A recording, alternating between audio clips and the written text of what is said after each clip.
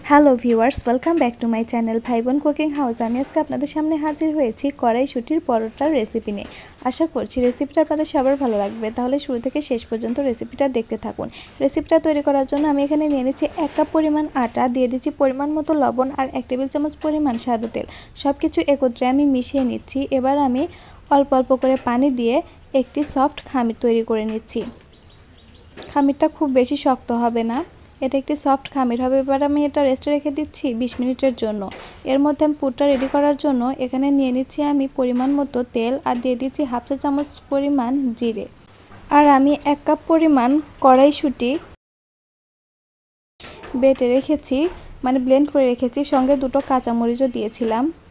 সব কিছু একত্রে মিশিয়ে নিচ্ছি। আর এবার আমি দিয়ে দিচ্ছি হাফ চা চামচ পরিমাণ জিরে গুঁড়ো আর পরিমাণ মতো লবণ।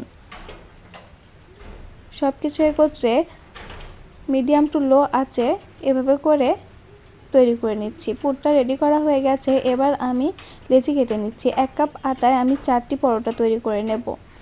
একটি লেচি আমি নিয়ে নিচ্ছি আর এভাবে করে মাঝখানটা গর্ত করে দিচ্ছি। আর গর্তটা করা হয়ে গেলে এবার আমি এখানে সেই পুরটা দিয়ে দিচ্ছি।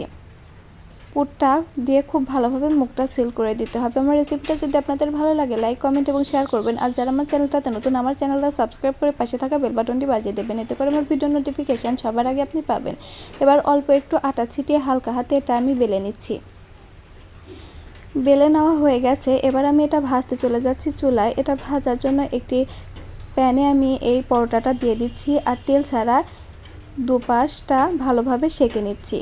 দুপাশটা সেঁকে নেওয়া হয়ে গেলে আমি অল্প একটু সাদা তেল দিয়ে দিচ্ছি আর উল্টে পাল্টে সুন্দর একটা কালার আসা পর্যন্ত এটা ভেজে নিচ্ছি। সবগুলো পরোটা ঠিক এরকমই ফুলেছিল। এই নিয়মে তৈরি করলে আপনাদেরও ঠিক এরকমই পরোটাগুলো ফুলবে।